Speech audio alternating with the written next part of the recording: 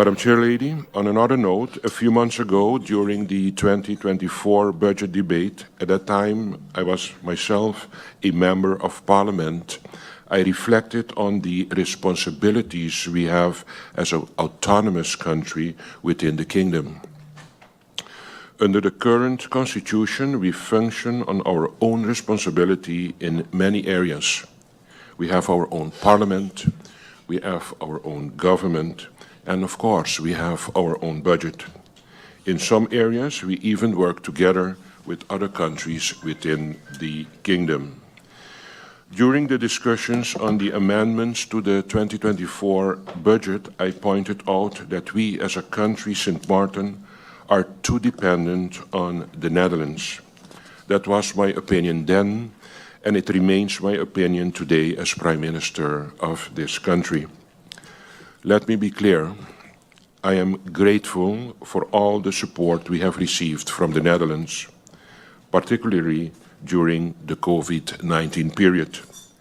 However, it must also be noted that this financial help comes with a steep price. That price is that we must repay a substantial amount of loans in the coming years. This government would much rather have used the money we now allocate to repayment of other goals, goals that would directly benefit our people. For example, to renovate our schools, to support vulnerable groups, to stimulate culture and sport, and to invest in our infrastructure. My point is this: as an autonomous country within the Kingdom, we must ensure that we establish financial buffers to take these hits in times of need. The bigger our financial buffers, the less dependent we are on others, and the better we can run our own country, ourselves, in times of crisis. That is why this government is also working towards the establishment of, for example, a disaster reserve fund for country Sint Maarten. Madam Chairlady, this reality must guide our decisions as we deliberate this budget and beyond. We cannot afford to operate as we have in the past. Political interference and short-sighted decision-making have held back our progress for too long. It is time for us to work together, united in purpose, to move Sint Maarten forward. Our priorities remain clear and urgent. We are, for example, committed to restore our utility company, NVGBE, to optimal operation, ensuring every resident has access to reliable electricity and water. We are determined, for example, also to strengthen our healthcare system, making it accessible, affordable, and of course of the highest quality possible right here at home. But this government is not merely solving immediate problems. We are laying the foundation for a Sint Maarten that looks ahead, that strives, and that prospers. A country that builds financial buffers to weather storms, but natural and economic. A country that invests in its people, its schools, its culture, its businesses, and its infrastructure. A country that reduces its dependency on external aid by increasing its capacity for growth, innovation, and fiscal responsibility. Madam Chairlady, this budget is not just about numbers, it's about vision and especially faith. Faith in our collective ability to overcome challenges, to make sacrifices today for a better tomorrow, and to secure the trust of the people we are here to serve. To the people of Sint Maarten, we hear you, we see you, and with your support, we will deliver to you. Members of Parliament, the road ahead will not be easy, but together we can make the decisions necessary to shape the Sint Maarten that we all envision.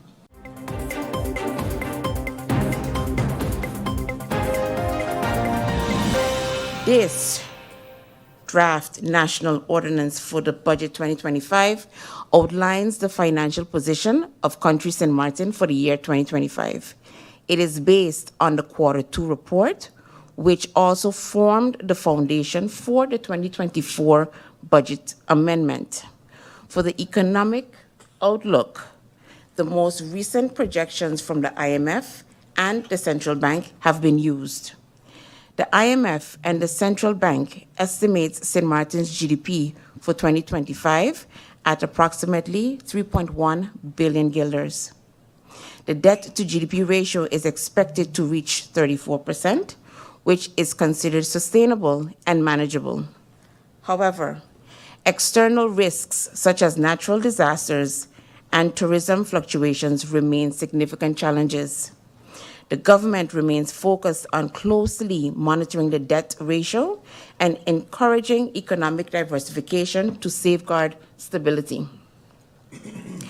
The governing accord submitted to Parliament will serve as a guiding framework for finalizing the governing program of Cabinet Marcelina II, which is to be published within the mandated 3-month period after taking office. To ensure sustainable growth, the government is prioritizing initiatives to increase revenue, invest in innovation, improve the business climate, and diversify the economy by supporting sectors with high growth potential. These efforts aim to reduce dependence on inflation-driven growth while enhancing productivity, economic resilience, and long-term prosperity. During this presentation, the following key topics will be addressed. Number 1, budget principles, the guiding principles ensuring fiscal responsibility and sustainability. 2, budget process, an overview of the steps and timeline for budget preparation. 3, multi-annual income and expenses, projections for 2025 through 2027 based on economic forecasts. And 4, 2024 budget amendment versus 2025 draft budget, key adjustments and priorities for 2025. Number 5, capital investments, planned investments and their expected benefits. 6, potential benefits, anticipated outcomes, including improved services and economic growth. And 7, key government entities, financial overview, financial status, and strategies for key entities. The 2025 draft budget is based on the 2024 budget amendment and does not include any new policy initiatives. This approach is a direct result of the multiple elections held this year. In consultation with the CFT, it was agreed that this conservative approach would be the best way to avoid additional delays in improving the budget for 2025. What does no new policies mean?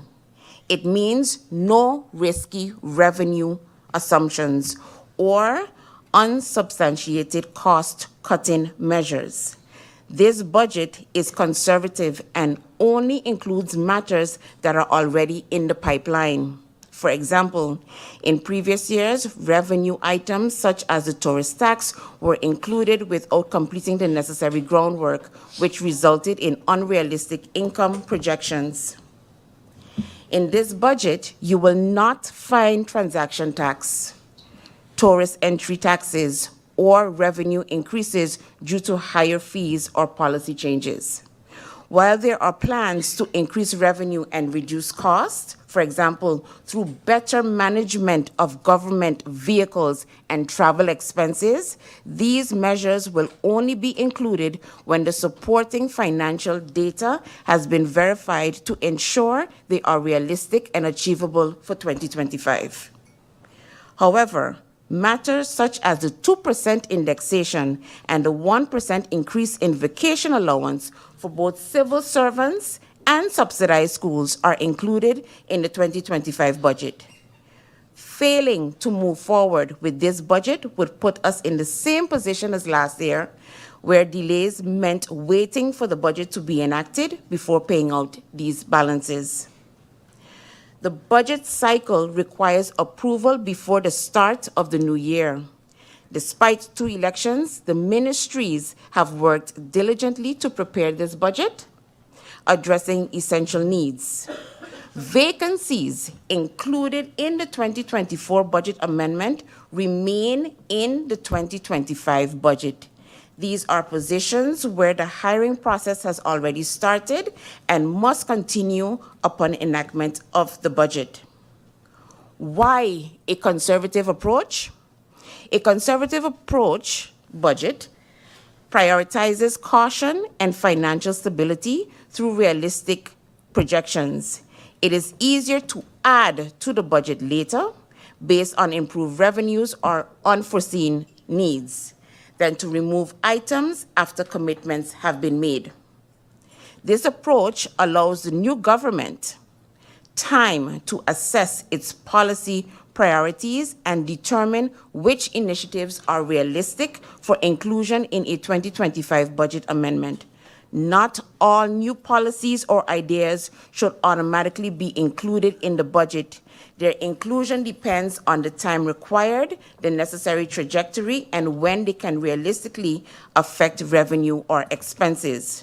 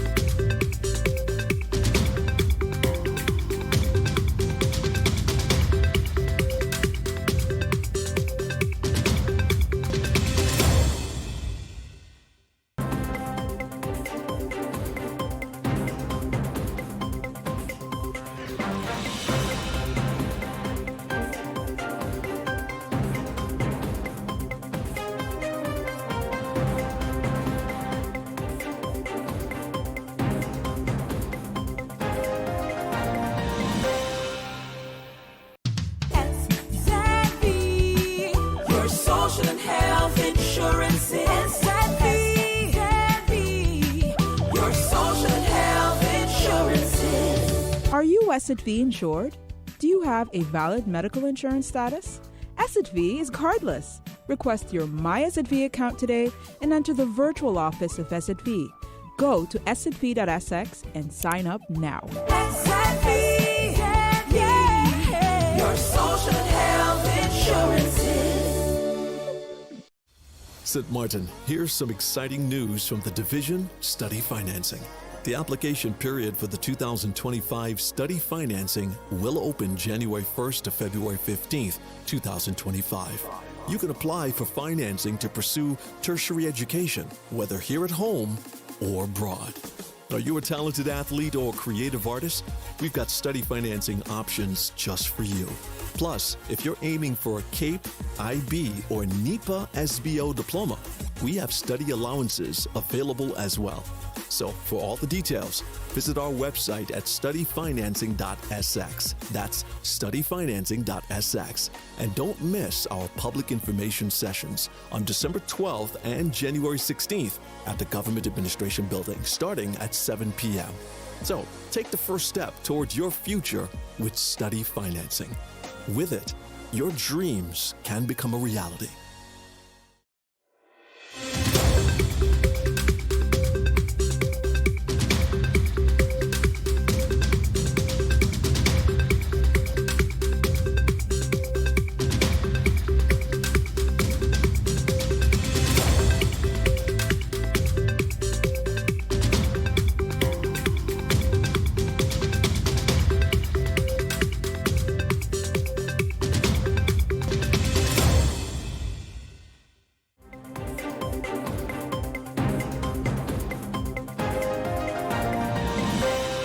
So then we go to inflation, very important for everyone in the economy, but also for the economic outlook. The inflation was very high in 2022 and has come down since. So this year, inflation has further come down, and we expect in the global sense, but also for the United States in particular, at the end of next year, inflation to come down to the target of the central banks, which is of the Fed in this case, which is 2%. And the main driver is the decline in commodity prices. And so the decline in commodity prices for this year was 3%, I believe, and for next year it's going to be projected it's going to be a decline of commodity prices of 5%.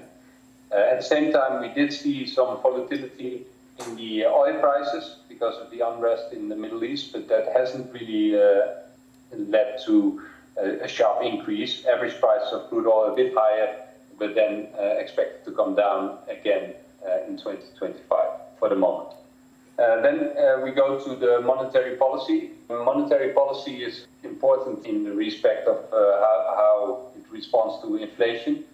With inflation coming down, monetary policy being effective in the advanced economies, the interest rate is coming down, which is more accommodative financial policy. So if interest rates come down, that gives more opportunities to invest. And this room is available because of the inflation coming down. And that also translates into lower yields, for example, for Dutch treasuries, very important for Sint Maarten, given that the Dutch treasury yields determine the financing conditions of the government of Sint Maarten. And that's what we recently saw when the government of Sint Maarten issued a 132 million bond, which was financed against 2.4%, which is a very low interest rate for Sint Maarten. So tomorrow there's going to be the last pharmacy meeting, so the last meeting of the Committee of the Federal Reserve. And in the market, it's expected that the interest rate in the United States will be lowered with another 25 basis points, so towards the 4.5%. And the debate is whether there's room for further relaxation in the interest rates for next year, and what the terminal rate is. What do we mean with terminal rate? That's the rate where sort of the natural rate of unemployment is there and the economy is in equilibrium. And then the latest expectation of the market was, and also of the members, the individual members of the Federal Reserve Monetary Policy Committee, was that the terminal rate for the economy would be around 2.83%. But that's something that's now being debated because if the Trump administration will continue the very relaxed and accommodative fiscal policy, that will have an impact expected to have on inflation. If at the same time they would also increase tariffs, that might also have an inflationary effect. And so the sum of these policies will determine whether there's room for the Federal Reserve to lower interest rates, depending on what is inflation going to do next year. And then, so this is sort of the global outlook. Then moving towards the projections for Sint Maarten. As you can see in the picture on the right side of the slide, which shows the economic growth in Sint Maarten, it's really driven by private demand for this year, but also previous year and next year's private demand is very important. Private investments in the airport have been important for 2023 and 2024. But then also next year we expect still strong economic growth, maybe more driven than by private consumption as well, because hopefully purchasing power will increase in Sint Maarten, and there's some room for wages to pick up and make good some of the purchase power lost by the higher inflation in previous years. So we expect economic growth for this year to come out at a bit over 3%, and next year 2.6%. Still very healthy and positive economic growth for Sint Maarten. Maybe I would have expected a little bit more growth coming from that foreign demand, but what we see is that the pickup in tourism is being outdone by, or not completely outdone, but to an extent outdone by more imports, which gives an overall smaller contribution to economic growth in Sitmaat.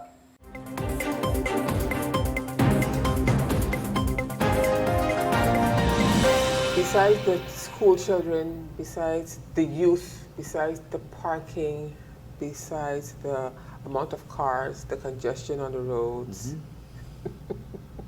and it goes on and on and on and on. What else is of concern to you, Inspector Josefa? One of the biggest worries, and this is something we're dealing with in the year plan 2025, gun violence.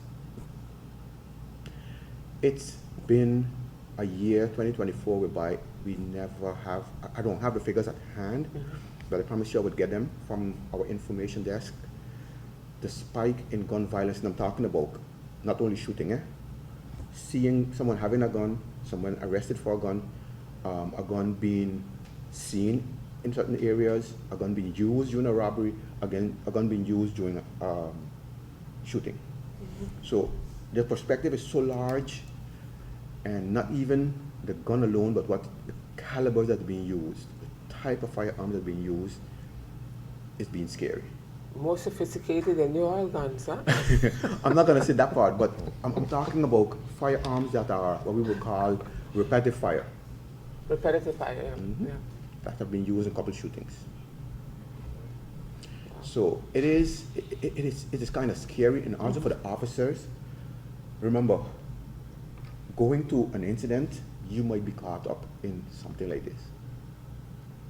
You could have on your bulletproof vest, you could have all the safety measures, but it takes one bad moment and one bad luck, and then you are part of the problem, part of being a victim. Next year also, there's going to be action that's going to be undertaken by the authorities in terms of targeting these guns. I don't want to go into it yet because it's still in the planning stage, but definitely it will be addressed With partnership. With partnership. Okay. Yeah. You have more people that will be coming on board? Yes, the prosecutor's office one for sure. They too are pulling this with us, so they know that they too have to step forward assisting us with this. So we're busy with it at the moment. Okay. Talk to us about, we're going to get into that a little later, about what is being done for the season, but talk to us about the, I think it falls right into it then, the smash and grabs, the daytime robberies, the scooters that they escape on. I mean. And you know, lately, and I got to give it up to the armed robbery division, a good bit of these guys have been arrested over the last couple of weeks. And we chased one all the way to the French side. The French assisted us and arrested them. So, again, the working relationship with the French has gotten a lot better. Good. And to my French counterparts, we're in this together. If it rains over here, it rains over there too. So we're of the opinion that there's no other separation. We got to do this together. And come back to this robberies. These are something that were being targeted by some certain groups. And as you know, once I got one of them, the rest of them are supposed to fall most of the times after. So it's a matter of not if, and a matter of when. And we have put in the emphasis with the Bike Patrol, for sure during this period, in the town area. And it's not only town, Maho area also was targeted in the past. And two ways. We ask the owners of these particular stores also to take certain security measures to avoid this. Again, you don't want to go in details, you don't want to give up some info on top of the security. We need tips, Inspector. Yes, but we've tried to give the tips directly to the owners. We wouldn't mention them here, but maybe the owner is listening to the program. Again, you never know. Yes, but what we were trying to convince some of them is, and it is a double-edged sword. There are certain measures you could take, and I'm talking about out of the security aspect in how do you manage people coming into your business. And then the open door policy, giving me and my prospective buyers option of just walking in free into the business. But then you have a security risk on the other side of it. So it's a difficult measure. Plus, we're living in different times, you know, and like we mentioned it early, and it keeps coming back, the mindset of persons have changed. I would like to take this opportunity and encourage our main stakeholders, which is the public, the general public. When you see something that is abnormal, the call is 911. It's a free call. Please, you know, play your role also in helping us, helping you. You know, sometimes just a simple call could make the difference. You never know. You know, it could prevent, it could deter, and it could even apprehend. Just that call, and sometimes, you know, you don't get that, and we're asking for the public support. It has been proven that when the public gets involved, it makes a difference. Results are there, and we could show those results. Let's say even one of the last attempted armed robbery that we have, it was part of the community who tell us, listen, he went that way, he went this way, he was over there. The last robbery that we had in Front Street is because of the assistance of the general public. We were able to apprehend one of them. Yeah. And we're saying you are also police officers out there. You know, your eyes and ears, and we're asking, let us do this collectively. Let's do this together. You know, we will do our part definitely, but with your help, we can do much more.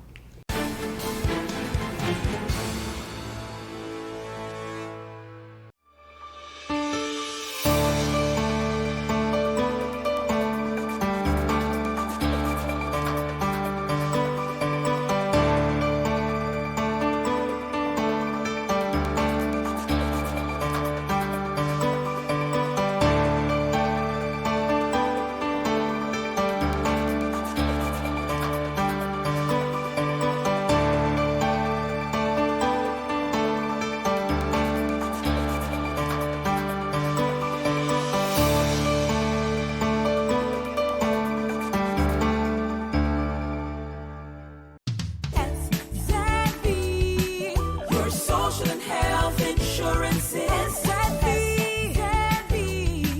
your social and health insurances. Are you SXV insured? Do you have a valid medical insurance status? SXV is cardless. Request your My SXV account today and enter the virtual office of SXV. Go to sxv.sx and sign up now. Your social and health insurances.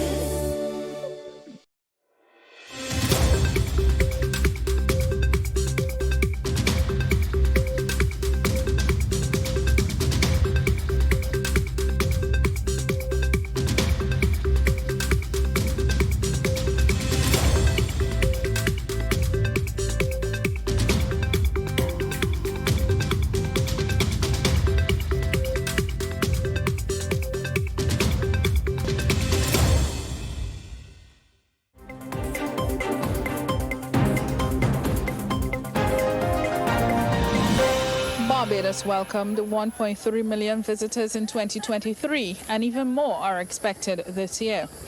This is according to Chairman of the Barbados Hotel and Tourism Association, Javon Griffith. Tourism officials are also looking forward to a bumper 2024 winter season. An indication of the increase in numbers will be seen this Saturday at the Grantley Adams International Airport, where 13 flights are scheduled to arrive from the USA alone. That's the highest number ever in one day from that source market. We here in the BHTA are highly encouraged by the strong performance of Barbados tourism set to so far this year. The industry has continued to achieve significant milestones with impressive gains in visitor arrivals and overall industry growth. The island has continued to record month-on-month growth every month this year, and this is expected to continue. But Mr. Griffith warns superior customer service needs to be paramount, especially in a service business. And he emphasizes the need to teach customer service through the implementation of a broad-based customer service training program with periodic testing starting in the tourism sector. Today, I am making a clarion call to all stakeholders. The major boom that we are now experiencing in our industry with many first-time visitors to our shores. If we wish to see them again and again, we have to get our customer service right. from the time they land at the Grand Islands International Airport or sail into the Bridgetown port until the moment they depart. Visitors to these shores do not have to tolerate rude, unfriendly, and surly service. They can simply choose not to come back, which will be to our detriment in the future. I know this improvement cannot occur overnight, but it is a process which will take time. Chief Executive Officer of the Barbados Tourism Marketing Inc., Andrea Franklin, says the quality and consistency of service must be improved at all levels, and she urges both the public and private sectors to leverage the power of partnerships. We already know that service is a primary factor affecting the visitor experience, and so together we must work to raise the service standards through the provision of better training and development programs and cultivate a culture of excellence across the industry. Customer service representatives in every sphere are encouraged to continue to be ambassadors for the island. Rachel Agard, CBC News.